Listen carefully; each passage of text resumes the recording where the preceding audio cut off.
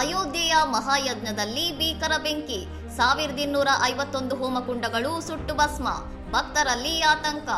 ಸರಯೂ ನದಿಯ ದಡದಲ್ಲಿರುವ ರಾಜ್ಘಾಟ್ನಲ್ಲಿ ರಾಮನವಮಿ ಅಂಗವಾಗಿ ಆಯೋಜಿಸಿದ್ದ ಶ್ರೀ ಲಕ್ಷ್ಮೀನಾರಾಯಣ ಮಹಾಯಜ್ಞದ ಸಮಾರೋಪದ ವೇಳೆ ಈ ಅವಘಡ ಸಂಭವಿಸಿದೆ. ಜಿಯಾ ಸ್ವಾಮೀಜಿ ಮಹಾರಾಜ್ ನೇತೃತ್ವದಲ್ಲಿ ನಡೆದ ಈ 9 ದಿನಗಳ ದಿವ್ಯ ಯಜ್ಞದಲ್ಲಿ ಏಕಕಾಲಕ್ಕೆ 1251 ಕುಂಡಗಳಲ್ಲಿ ಹವನ ನಡೆಸಲಾಗುತ್ತಿತ್ತು.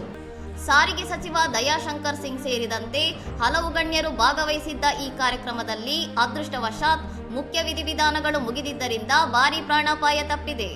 ಅಗ್ನಿಶಾಮಕ ದಳವು ತಕ್ಷಣವೇ ಸ್ಥಳಕ್ಕೆ ಧಾವಿಸಿ ಬೆಂಕಿಯನ್ನು ನಿಯಂತ್ರಣಕ್ಕೆ ತಂದಿದ್ದು ಯಾವುದೇ ಸಾವು ನೋವುಗಳು ಸಂಭವಿಸಿಲ್ಲ ಎಂದು ಅಧಿಕಾರಿಗಳು ತಿಳಿಸಿದ್ದಾರೆ.